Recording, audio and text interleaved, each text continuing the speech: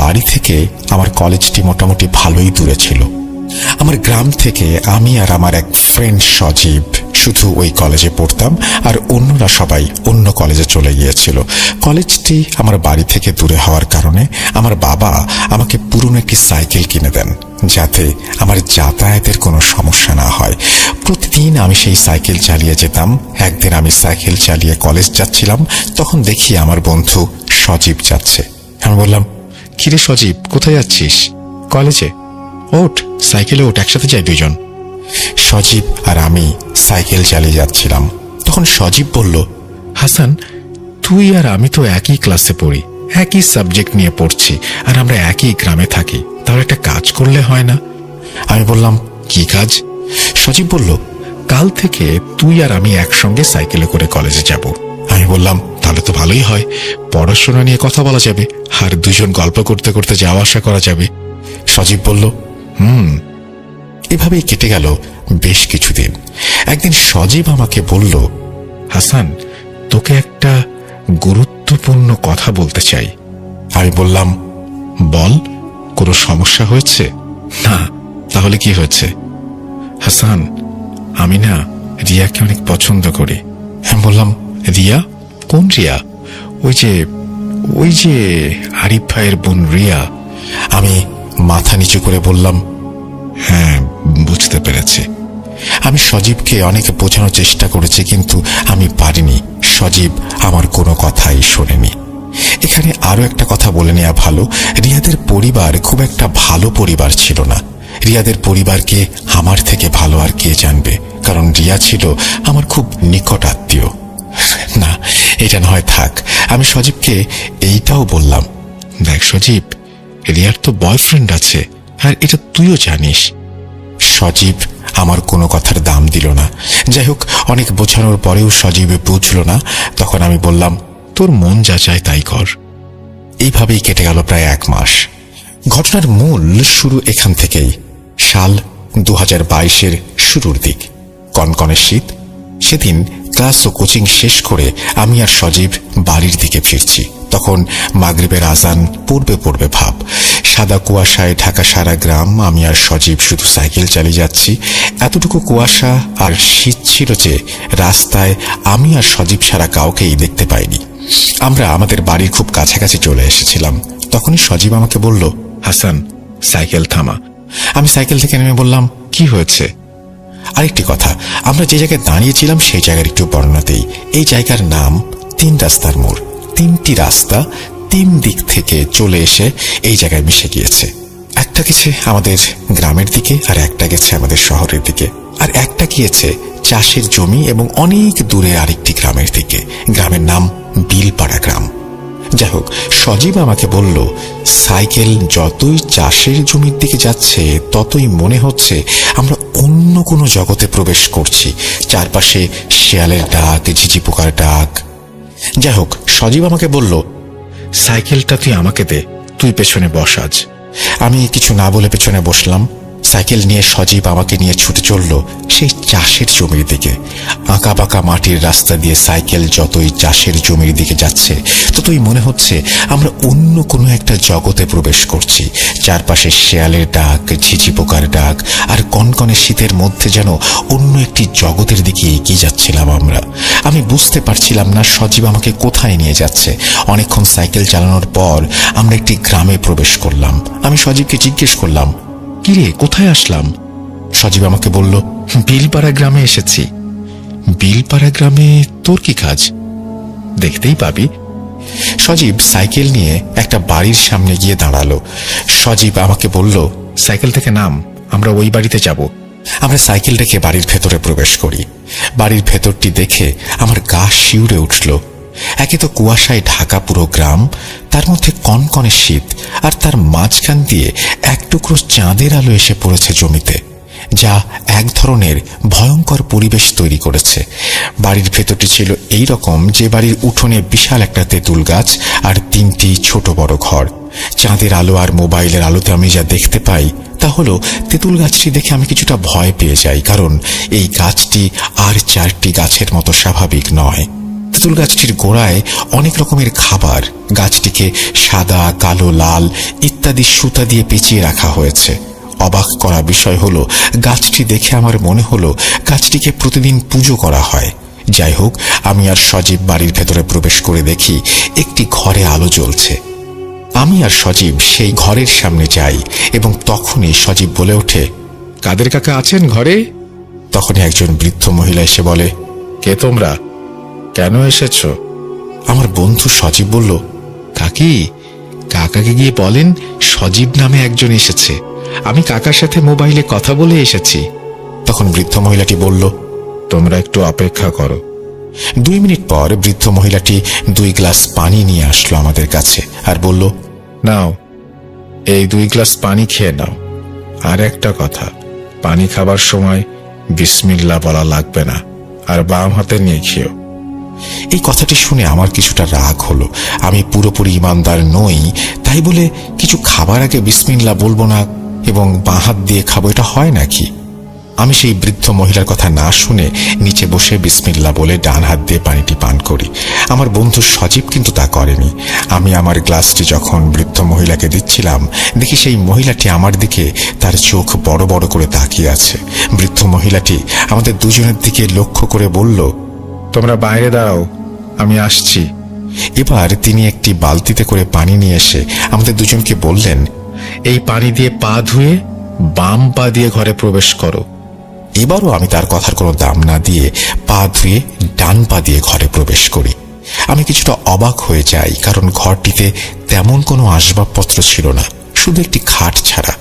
আরেকটা অবাক করা বিষয় হলো, পুরো ঘরটি লাল কাপড় দিয়ে মোড়ানো। যাই হোক, খাটের ওপর বসেছিলেন একজন বৃদ্ধ। আমি সেই বৃদ্ধ পুরুষটিকে দেখে সালাম দেই। জানি না আপনি বিশ্বাস করবেন কিনা, আমি সালাম দেওয়ার পর কেমন যেন একটা উত্তর দিল সেই বৃদ্ধ, যেটা আমি কখনোই শুনিনি। আমার কাছে খুব অদ্ভুত মনে হলো। যাই হোক, একটু পর সেই বৃদ্ধা মহিলাটি চেয়ার এনে আমাদেরকে বলল বসার জন্য। আমরা বসি। তখন সেই বৃদ্ধ পুরুষটি সজীবকে বলল, যা বলেছিলাম তা এনেছিস? সজীব তার পকেট থেকে একটি চিরকুট বের করে দিল বৃদ্ধকে। বৃদ্ধ কিছুক্ষণ সেই চিরকুটটি দেখল। তারপর বৃদ্ধটি বিছানা থেকে নেমে ঘরের এক কোনায় লাল কাপড় মোড়ানো একটা মাটির কলস থেকে 1 বোতল পানি নিয়ে আসলেন আর চিরকুটটি দেখে কি যেন বিড়বিড় করে পানিতে ফোঁ দিতে লাগলেন। কিছুক্ষণ পর বৃদ্ধটি সজীবকে লক্ষ্য করে বলল, আমার হাদিয়া এনেছিস? সজীব বলল, হ্যাঁ এনেছি। সজীব 1000 টাকার একটা নোট বাড়িয়ে দিল সেই বৃদ্ধের দিকে। বৃদ্ধটি টাকাটি নিয়ে সেই পানির বোতলটি সজীবকে দিল। সজীব পানির বোতলটি পেয়ে খুব খুশি হলো, যেন সে আনন্দে আত্মহারা। সেই বৃদ্ধটি সজীবকে বলল, আর শোন, সূর্য ডোবার পর যে কোনো সময় বাড়ির চারপাশে এই পানি ছিটিয়ে দিয়ে আসবি। সজীব হাসতে হাসতে বলল, তাহলে কি কাজ হয়ে যাবে?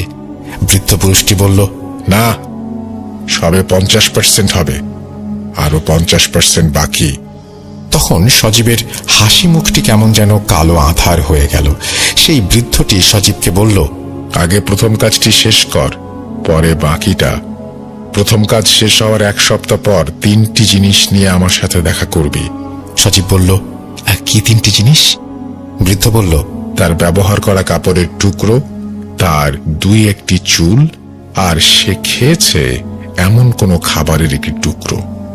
যা করার 1 সপ্তাহের মধ্যেই করতে হবে, আর এই সপ্তাহের মধ্যে যদি না হয় তাহলে আর কখনো হবে না।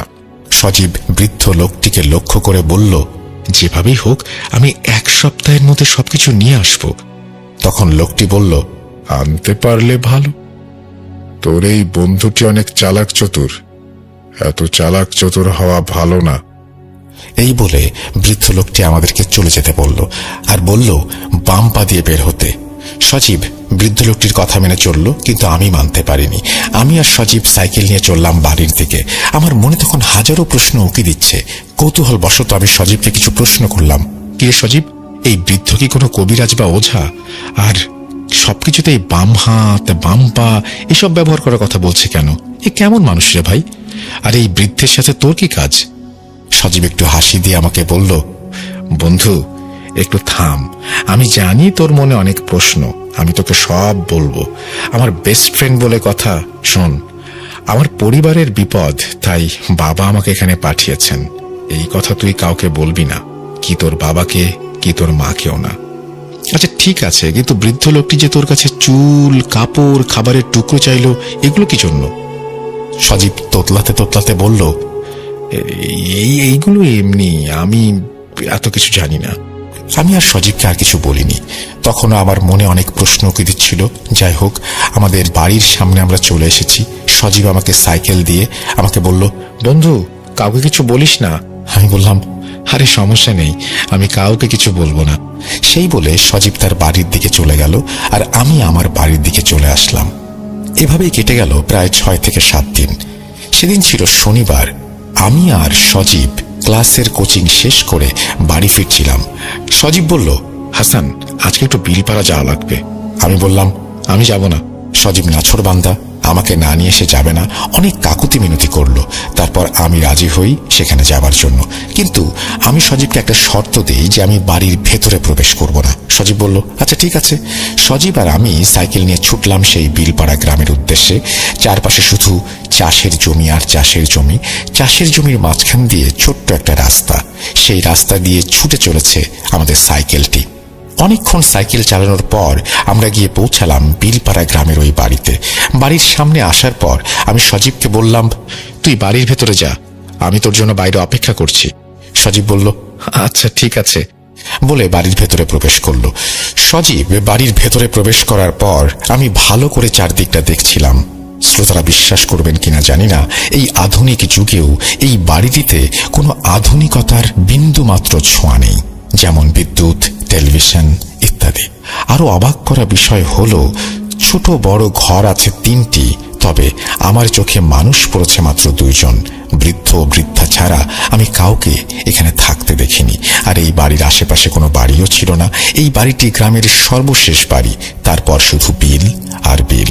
আমি বিলের দিকে তাকিয়ে শুধু ভাবছিলাম, কি করে এখানে 2 জন মানুষ, তাও আবার বৃদ্ধ বৃদ্ধা, থাকতে পারেন।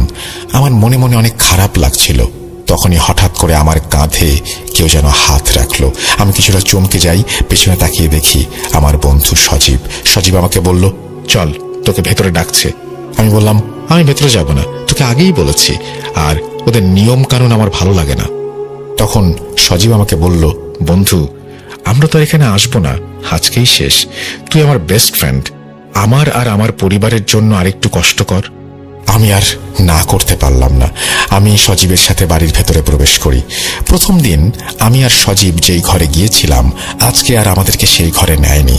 বৃদ্ধ মহিলাটি সজীবকে আর আমাকে বলল, আমার সাথে চল। মহিলাটি আমাদেরকে নিয়ে তেঁতুল গাছের গোড়ায় বড় একটি ঘরে নিয়ে যায়। যেই না আমি আর সজীব ঘরের ভেতরে প্রবেশ করেছি, তখনই বৃদ্ধ মহিলাটি একটু রাগান্বিত হয়ে আমাকে বলল, দাঁড়া, এত তাড়া কিসের? তোদের আগে পানি পান করাই, তারপর পা ধুয়ে ঘরে প্রবেশ করবি। এবার আমি একটু রাগান্বিত হয়ে বললাম, আমি বিসমিল্লাহ না বলে কিছু খেতে পারবো না, আর বাম পা বা বাম হাতও ব্যবহার করতে পারবো না। তখন আমার বন্ধু সজীব আমাকে শান্ত হওয়ার জন্য বলল। যাই হোক, আমরা ঘরে প্রবেশ করি। ঘরে প্রবেশ করে দেখি পুরো ঘর আগরবাতির ঘ্রাণে মোমো করছে, আর ঘরের চারপাশে হরেক রকমের মোমবাতি জ্বলছে। আর ঘরের একপাশে একটি আসন করে চোখ বন্ধ করে বসে আছেন সেই বৃদ্ধ লোকটি আমাদের অস্তিত্ব বুঝতে পেরে সজীবকে উদ্দেশ্য করে বলল, কিরে, তোকে যা আনতে বলেছিলাম এনেছিস? উত্তরে সজীব বলল, হ্যাঁ আনতে পেরেছি। তখন বৃদ্ধ লোকটি বলল, কই দে দে দেখি কি এনেছিস। সজীব বৃদ্ধ লোকটির দিকে লাল একটি কাপড়ের ব্যাগ এগিয়ে দেয়। তারপর বৃদ্ধ লোকটি ব্যাগ থেকে এক এক করে 3টি জিনিস বের করে, কিছু চুল, একটি ছোট কাপড়ের টুকরো, অর্ধেক খাওয়া একটি চিকেন ফ্রাই। আর এই 3টি জিনিস দেখে বৃদ্ধ লোকটি একটা চিৎকার দিয়ে উঠল, আরে এই 3টি জিনিসকে একটি মাটির পাত্রে রাখতে বলেছে কে? শোন, আমি একটা কাজ শেষ করে আসছি, আর একটা কথা, ঘরের বাইরে যাই হয়ে যাক না কেন, তোরা কেউ ঘর থেকে বের হবি না। এই বলে বৃদ্ধ মহিলাটি ও বৃদ্ধ পুরুষটি সজীবের দেয়া জিনিসগুলো নিয়ে বাইরে চলে যায়, আর ঘরের দরজাটি ভালো করে বন্ধ করে দিয়ে যায়। ও, আরেকটি কথা বলতে ভুলে গিয়েছিলাম। বৃদ্ধ লোকটি সজীবকে বলেছে, আমি তোকে পানি পড়া দেওয়ার 1 দিন পর তুই পানি ছিটিয়ে দিয়েছিলি, তাই না? সজীব বলল, হ্যাঁ। তখন বৃদ্ধ লোকটি চিৎকার করে বলল, আমার প্রভু অজিরের কাছে আর কোনো কিছুই অসম্ভব না। অজিরের দয়ায় তোর একটি কাজ হয়েছে, আশা করছি এটাও হয়ে যাবে। যাই হোক, তারা দুইজন চলে যাওয়ার পর আমি সজীবকে জিজ্ঞাসা করলাম, কিরে সজীব, কি হচ্ছে এসব? আর কি সব কুফরি কথাবার্তা বলছে? সজীব আমার কথার কোনো উত্তর দিল না। আর তখনই হঠাৎ বাইরে তুমুল ঝড় বৃষ্টি শুরু হলো। আমি আর সজীব কিছুটা ভয় পেয়ে যাই। আমি সজীবকে বলতে লাগলাম, কিরে, এই শীতের দিনে আবার ঝড় শুরু হলো কিসের? তখন আমি দেখি সজীব ভয় পেয়ে ভীতুর মতো একটি চেয়ারে বসে আছে। আমি বাইরে কি হচ্ছে দেখার চেষ্টা করি, কিন্তু কিচ্ছু দেখতে পাইনি। বাইরে এতটাই ঝড় হচ্ছিল যে মনে হচ্ছে এক নিমিষেই সব শেষ করে দেবে। তখনই বাতাসের তীব্র গতিতে দরজাটি খুলে যায়, আর তারপর দেখি ঘরের বাইরে তেঁতুল গাছটি যেন এখনই ভেঙে পড়বে। আর সেই তেঁতুল গাছটির গোড়ায় বসে বৃদ্ধ পুরুষ ও মহিলাটি কোনো একটি অবয়বকে পুজো করছে। আর তাদের পুজোকে লক্ষ্য করে বেশ কিছু কালো অবয়ব তাদের চারপাশে ঘোরাঘুরি করছে। এই দেখে আমি ভয়ে সজীবের কাছে যাই আর রাগান্বিত হয়ে বলি, তুই এই কোথায় নিয়ে আসলি আমাকে? সজীব ভয়ে কিছু বলতে পারছিল না। এভাবে ঝড় চলল 15 থেকে 20 মিনিটের মতো। কিছুক্ষণ পর আমাদের মনে হলো ঝড় থেমে গেছে। তার কিছুক্ষণ পর আমরা দেখি আমাদের দরজাটি খুলেছে। ঘরে প্রবেশ করলো সেই বৃদ্ধ আর বৃদ্ধা। তারা আমাদের দুজনকে দেখে বলল, বিশেষ করে আমাকে লক্ষ্য করে বলল, কিরে, ভয় পেয়েছিস? এই বলে বৃদ্ধ লোকটি একটু হাসলো। বৃদ্ধ লোকটি হাসতে হাসতে তার আসনে গিয়ে বসলো আর বলল, সজীব, তোর কাজ হয়ে গেছে। তারপর সেই বৃদ্ধ লোকটি সজীবের দিকে দুটি তাবিজ এগিয়ে দিয়ে বলল, শোন, এই তাবিজগুলো পড়ার নিয়ম, প্রথমে তোকে কাপড় চোপড় সবকিছু ছেড়ে দুইটি তাবিজ দুই জায়গায় পড়তে হবে, একটি বাম হাতে আর একটি তোর কোমরে। আর দ্বিতীয় নিয়ম হলো সে রাতে কোনো কাপড় চোপড় ইউজ করা যাবে না। কি পারবি? সজীব বলল, আমি সব করতে পারবো। আমি বললাম, কিরে সজীব, তুই পাগল হয়ে গেলি নাকি? সজীব আমাকে ধমকের সুরে বলল, তুই চুপ থাক। সজীবের কাছে আমি এরকম ব্যবহার আশা করিনি। যাই হোক, আমি আর সজীব তাদের কাছ থেকে বিদায় নিয়ে চলে আসব, তখনই সেই বৃদ্ধ লোকটি বলে উঠল, বাম পা দিয়ে বের হ। আর শোন, তাবিজ দুটো বাঁধার আগে তেঁতুল গাছের গোড়া থেকে দুটি সুতো নিয়ে যা, একটি লাল আর একটি কালো। সজীব উত্তরে বলল, আচ্ছা ঠিক আছে। এই বলে সজীব আর আমি ঘর থেকে বের হয়ে যেই না তেঁতুল গাছের গোড়ায় যাই, আমার আত্মারাম খাঁচাছাড়া হয়ে যায়। দেখি গোড়ায় বেঁধে রাখা হয়েছে একটি মুরগি, একটি কোয়েল পাখি, একটি কবুতরের বাচ্চা ও একটি কুঁচে সাপ, আরো কিছু মুরগির মাথা, সিঁদুর ইত্যাদি। কি ভয়ানক দৃশ্য! এইসব দৃশ্য দেখে সজীবকে বললাম, কিরে, এসব তো কুফরি কালামের নমুনা। সজীব একটু মুচকি হেসে বলল, আরে না, কাদির কাকা অনেক ভালো মানুষ। হ্যাঁ হ্যাঁ, তা তো দেখতেই পাচ্ছি। তখনই ঘরের ভেতর থেকে সেই বৃদ্ধ লোকটি বলে উঠল, কিরে, নিতে পেরেছিস? সজীব বলল, জি পেরেছি। তারপর সেই বৃদ্ধ লোকটি বলল, এখন এখান থেকে তাড়াতাড়ি চলে যা, অনেক রাত হয়েছে, আর আমার টাকার কথা ভুলিস না যেন। এই বলে বৃদ্ধ লোকটি থেমে যায়। আমি আর সজীব লাল সুতো, কালো সুতো আর তাবিজ নিয়ে রওনা হলাম। বাড়ি আসতে আসতে আমি সজীবকে অনেক প্রশ্ন করি, আর উত্তরে সজীব বলে পরিবারের অনেক বিপদ, তাই সে এমন কাজ করেছে। এই বিষয়টি পাঁচকান করতে চায় না সে। আমি সব শুনে আর কথা বাড়ালাম না, কারণ এমনি অনেক দেরি হয়ে গেছে। তার মধ্যে বাড়ি থেকে বারবার ফোন আসছে। যথারীতি আমরা বাড়ি চলে আসি। এভাবে কেটে গেল 1 সপ্তাহ।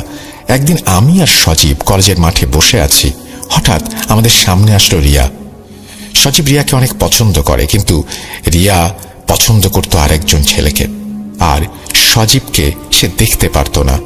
আমি সজীবের সাথে চলি বলে রিয়া মাঝে মাঝে আমাকে কথা শোনাতো। যাই হোক, রিয়াকে দেখে সজীব তো অবাক। রিয়া মাঝে মাঝেই আমার কাছ থেকে কিছু নোটবুক নিত। আমি মনে করলাম হয়তো সে নোটবুকের জন্য এসেছে। আমি যেই না রিয়াকে জিজ্ঞেস করব, রিয়া কিছু লাগবে, তখনই রিয়া বলল, সজীব, তোমার সাথে আমার কথা আছে, চলো আমার সাথে। সজীব আর রিয়া চলে যাচ্ছিল।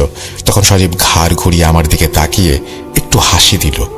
আমি জানতাম যে সজীবের সাথে এটাই আমার শেষ দেখা, শেষ কথা, শেষ চলা।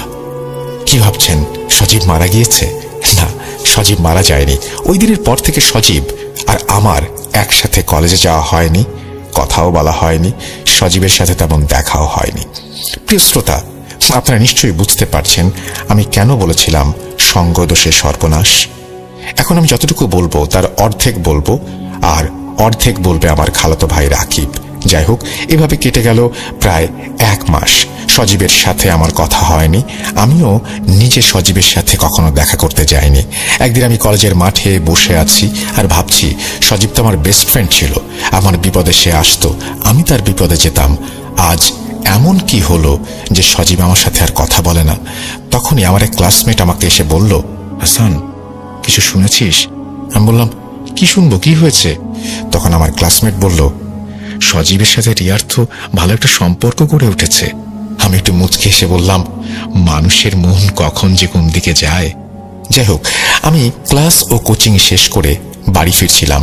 যদি ভুল না করে থাকি, সেদিন ছিল শনিবার, 15/3/2022। আমি যখন আমাদের বাড়ির 3 রাস্তার মোড়ের খুব কাছাকাছি, তখনই দেখি কেউ একজন আমাকে ইশারা করে সাইকেল থামানোর জন্য বলছে। আমি 3 রাস্তার মোড়ে সাইকেলটা দাঁড় করাই, আর সেই বিলপাড়া গ্রামের বৃদ্ধ লোকটি, সেই লোকটিকে দেখে আমি সালাম দিই, কিন্তু তিনি আমার সালামের কোনো উত্তর না দিয়ে আমাকে বললেন, টাকা কোথায়? এই পর্যন্ত আমার টাকা কেউ মেরে দিতে পারেনি, তুইও পারবি না।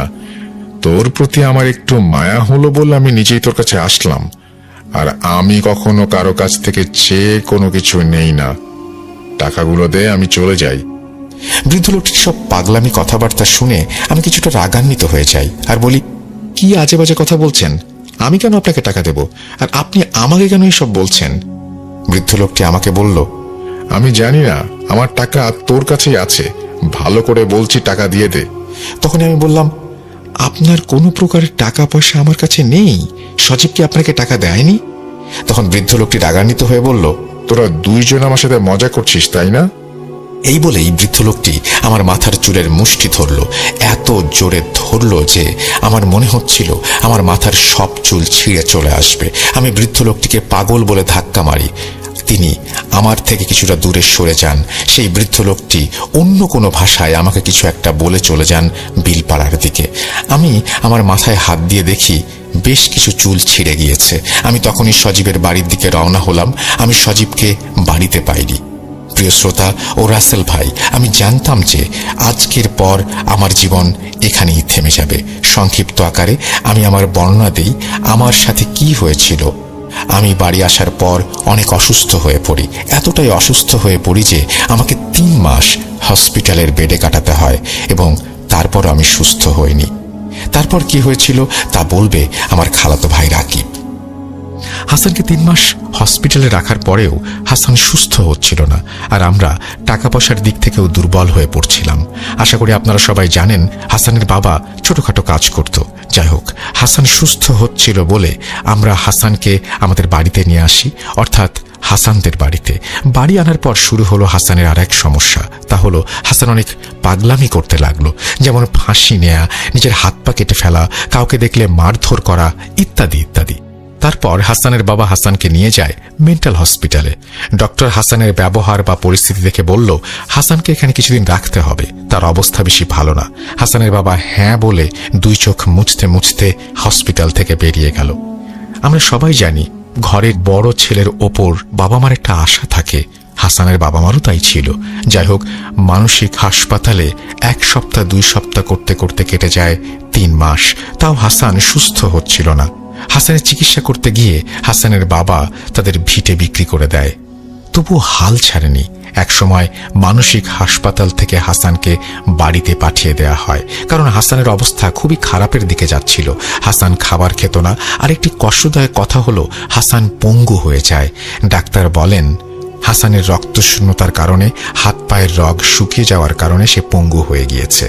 আরেকটি কথা বলতে ভুলে গিয়েছিলাম, হাসানকে অনেক হুজুর কবিরাজও দেখানো হয়েছে, কেউ কিছু বলতে পারল না, হাসানের সমাধান দিতে পারল না। হাসানকে মানসিক হাসপাতাল থেকে পাঠিয়ে দেওয়ার পর সে বিছানায় শুয়ে শুধুমাত্র মৃত্যুর দিন গুনছে। আমরা আমাদের সামর্থ্য মতো যতটুকু পেরেছি তা করেছি, কিন্তু আমরা একটা সময় আর পারিনি। আমরা হাসানের আশা ছেড়ে দেই। তখনই আমরা আশার আলো দেখতে পাই। বাংলায় একটি কথা আছে, রাখে আল্লাহ মারেকে। হঠাৎ আমাদের গ্রামে বাংলাদেশের নাম করা এক হুজুর আসেন ওয়াজ মাহফিলে। গ্রামের অনেকেই বলা বলি করছিল এই হুজুর নাকি অনেক বড় মাপের আলেম, তিনি অনেক কিছুর সমাধান করতে পারেন। এই কথা শুনে আমি আর হাসানের বাবা চলে যাই সেই হুজুরের কাছে। হুজুরের মাহফিল শেষ হলে আমরা হুজুরের সাথে কথা বলি। হুজুর বলেন, আমি তো এখন যেতে পারবো না, আমার আরেক জায়গায় ওয়াজ মাহফিলে যেতে হবে। গ্রামের মানুষ ও আমাদের কাকুতি মিনতি দেখে হুজুর হাসানকে এক নজর দেখতে আসেন। হুজুর বাড়ির ভেতরে প্রবেশ করেই বললেন, এই বাড়িতে একটা আড্ডাখানা হয়ে গিয়েছে, কিভাবে আছেন এই বাড়িতে? এই বলে হুজুর হাসানের ঘরে প্রবেশ করে। হুজুর হাসানকে দেখেই আল্লাহু আকবার বলে চিৎকার দিয়ে ওঠেন। বলেন, এই ছেলে এখনো জীবিত আছে কিভাবে তা আল্লাহই ভালো জানেন। হাসানের বাবা জিজ্ঞেস করেন, হুজুর কি হয়েছে আমার ছেলের? হুজুর যা বলেন তা শোনার জন্য হয়তো হাসানের বাবা মা কেউই প্রস্তুত ছিলেন না। হুজুর বলেন, তার উপর অনেক খারাপ ধরনের কালো জাদু করা হয়েছে। কালো জাদুর কিছু ভাগ আছে। হাসানের উপর করা হয়েছে খুব নিকৃষ্ট এবং নাপাকি জিনের সর্দার দ্বারা করানো কোনো জাদু। আমি এখানে ওর কোনো চিকিৎসা করতে পারবো না। হুজুর বলছেন, হাসানকে শুক্রবার সকালে আমার মাদ্রাসায় নিয়ে আসবেন। হুজুরের কথা মতো আমরা শুক্রবার সকালে হুজুরের মাদ্রাসায় চলে যাই হাসানকে নিয়ে। হুজুর হাসানকে দেখে বললেন, সে বসতে পারবে না, তাই তাকে এখানে শুইয়ে দিন। তারপর হুজুর হাসানের চারপাশে একটা গোল বৃত্ত এঁকে দিলেন। তারপর ছোট বড় মোট 15 জন হুজুর নিয়ে শুরু হলো হাসানের রুকাইয়া। আমরা তখন বাইরে দাঁড়িয়েছিলাম। আমরা অনেক কিছুর আওয়াজ শুনতে পাই এবং অনেক কিছুর ধস্তাধস্তির শব্দ শুনতে পাই। যাই হোক, রুকাইয়া চলে প্রায় 1 ঘন্টা। কিছুক্ষণ পর হুজুর ঘর থেকে বেরিয়ে আসেন আর আমাদেরকে যা বলেন তা শোনার জন্য আমরা মোটেও প্রস্তুত ছিলাম না। বলছেন, আমি তো আগেই বলেছিলাম হাসানকে কালো জাদু করা হয়েছে। আর হাসানের উপর যে কালো জাদু করা হয়েছে তা সাধারণ কেউ করতে পারবে না, কারণ এই জিনকে পেতে হলে মানুষ কুরবান করতে হয়। আর হাসানকে যেই কবিরাজ কালো জাদু করেছে সে তার 3 ছেলে মেয়েকে কুরবান করেছে সেই জিনকে পাওয়ার জন্য। আর এই জিনের আছে অলৌকিক অনেক ক্ষমতা, যা অন্য কোনো জিন কখনো করতে পারে না। অন্য জিনের সেই ক্ষমতা থাকে না। আর এই জিন হচ্ছে সর্দার জিন। আর জিনও বারবার ফিরে আসছিল, কারণ কবিরাজের জিনগুলো ছিল নাপাক এবং পোশাকবিহীন। আপনারা জানেন কি কেন হাসানকে কালো জাদু করা হয়েছে? হাসান আর হাসানের এক বন্ধু একটি মেয়ের ওপর কালো জাদু করার জন্য যে কবিরাজের কাছে গিয়েছিল, কবিরাজ কিছু টাকার জন্য সেই কালো জাদুটি উল্টে হাসানের ওপর করে। হাসান আর তার বন্ধু কবিরাজকে বলেন, যদি আপনি জাদুর কাজ করে দেন, আমি সেই মেয়েকে পাই, তাহলে আপনাকে আমি সব টাকা, অর্থাৎ আমার সব টাকা দিয়ে দেব, এবং কাজ না হলে কোনো টাকা পয়সা আমি দেব না। কবিরাজের কালো জাদু কাজ করে, কিন্তু কবিরাজকে কোনো টাকা পয়সা দেয় না। কবিরাজ অনেক দিন হাসানের বন্ধুর কাছে গিয়েছিল, কিন্তু সে টাকা দেয়নি। আর সে বলে, আমি টাকা অনেক আগে হাসানকে দিয়েছি, আপনি তার কাছ থেকে নিয়ে নেন। তারপর থেকে কবিরাজ হাসানকে খুঁজতে থাকে, আর একদিন হাসানের সাথে দেখা হয়ে যায়। সেই কবিরাজ হাসানকে তার টাকা দেওয়ার জন্য চাপ প্রয়োগ করে। হাসান তো কিছুই বুঝতে পারে না। সেইখান থেকেই হুজুরের ক্ষোভ এবং তার থেকেই হাসানের প্রতি এই নিকৃষ্ট প্রতিশোধ, এবং হাসান পড়ে যায় বিপদে। হায় রে মানুষ! এই বলে হুজুর থামেন। ঘটনাটি অনেক বড় হয়ে গিয়েছে, তার জন্য আমাকে মাফ করবেন। আসলে স্বপ্ন অনেক ছোট হয়, কিন্তু বাস্তব অনেক বড়। হাসান এখন মোটামুটি সুস্থ, তবে সে আর কোনোদিন দাঁড়াতে পারবে না। আশা করি আপনারা সবাই বুঝতে পেরেছেন আমি প্রথমে কেন বলেছিলাম সঙ্গদোষে সর্বনাশ। সজীব ও রিয়ার কয়েক মাস হলো বিয়ে হয়েছে, তাদের জন্য সবাই দোয়া করবেন। আমি জানি সজীব আমার জীবন নষ্ট করে দিয়েছে। আবারও হাসান বলছেন এই কথাগুলো। আমি আল্লাহর কাছে তার বিচার চাই, আর আমার জন্য দোয়া করবেন। অনেকেই হয়তো বলবেন, সজীবের বিরুদ্ধে পদক্ষেপ কেন নেয়নি? আসলে তার পরিবার ছিল এলাকার মাথা, আর আমরা চাইলেও কিচ্ছু করতে পারবো না। আরেকটা কথা বলে আমি শেষ করব, তা হলো, না জেনে না বুঝে কোনো বন্ধু বান্ধবের সাথে যোগ দেবেন না। সেই বৃদ্ধ কবিরাজের বিষয়ে আমরা অনেক কিছু জেনেছি, ইনশাআল্লাহ অন্য একদিন বলবো। এই বলে তিনি তার ঘটনা শেষ করেছেন। আশা করছি তার এই ঘটনাটি আপনাদেরও ভালো লেগেছে। যদি ভালো লেগে থাকে অবশ্যই আমাদেরকে জানাবেন, যদি ভালো না লেগে থাকে তাও আমাদেরকে জানাবেন। আমরা চলে যাব আমাদের পরবর্তী ঘটনায়।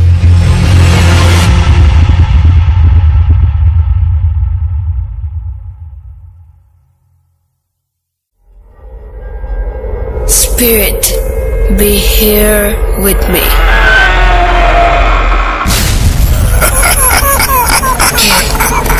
Get to me. Bhoot.com. The fear returns with Russell.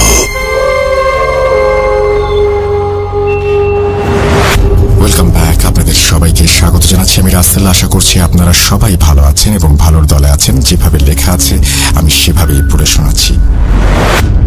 আসসালামু আলাইকুম রাসেল ভাই, আশা করি ভালো আছেন।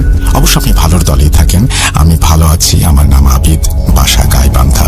আমি প্রায় কয়েক বছর ধরে আপনাকে শুনে আসছি, কখনো কোনো ঘটনা পাঠাতে পারেনি, যেহেতু আমার পক্ষে স্টুডিওতে গিয়ে ঘটনা বলা সম্ভব না, তাই এই ঘটনাটি আপনাকে লিখে পাঠাচ্ছি। আমি শুনেছিলাম আমার ইমরান মামার মুখ থেকে এই ঘটনাটি মূলত মামার সাথেই ঘটেছিল। দেরি না করে ঘটনায় চলে যাই। আমি ইমরান মামার মতো করেই বলছি। সময়টা ছিল 2013 সাল। তখন আমি অনার্স প্রথম বর্ষে। আমি ছিলাম পরিবারের সবচেয়ে ছোট ছেলে, তাই আদর আবদারও বেশি ছিল। তাই বন্ধু বান্ধবদের দেখা দেখি আমিও একটা মোবাইল ফোনের জন্য আবদার করতে থাকি আব্বার কাছে। আব্বা আমাকে একটা টাচ স্ক্রিন মোবাইল ফোন কিনে দেন 15,000 টাকা দিয়ে। নতুন ফোন কিনেই ফেসবুক অ্যাকাউন্ট খুলে ফেলি। আমাদের বাড়ি থেকে টাওয়ার একটু দূরে থাকায় খুব ভালো নেটওয়ার্ক পেতাম না, তাই মাঝে মাঝে আমরা বাসার বাইরে গিয়ে ফেসবুক ইউজ করতাম। তেমনি এক সন্ধ্যায় মাগরিবের নামাজের পর আমি বাড়ির বাইরে টঙে বসে ফেসবুক ইউজ করছিলাম আর গান শুনছিলাম।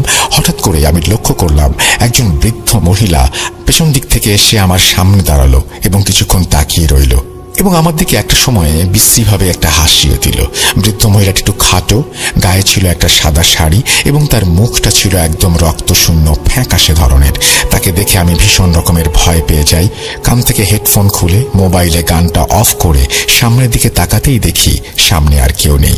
আশেপাশে তাকালেও আর কাউকে দেখতে পাই না। আমি খুব তাড়াহুড়া করে দৌড় দিয়ে বাড়ির ভেতরে চলে যাই। তারপর আম্মাকে ঘটনাটি খুলে বলি। আম্মা বেশ